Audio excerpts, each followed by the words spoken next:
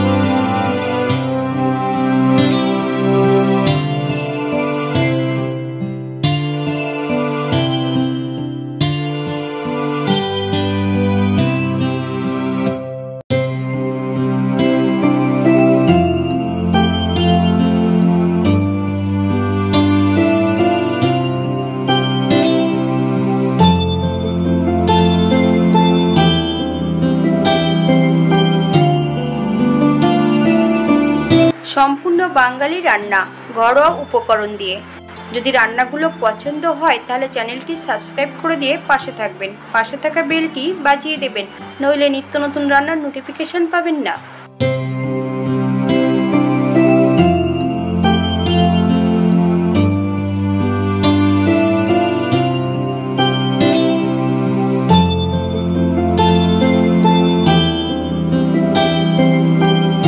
হাতে যদি সময় থাকে তাহলে একটা লাইক কমেন্ট শেয়ার করবেন।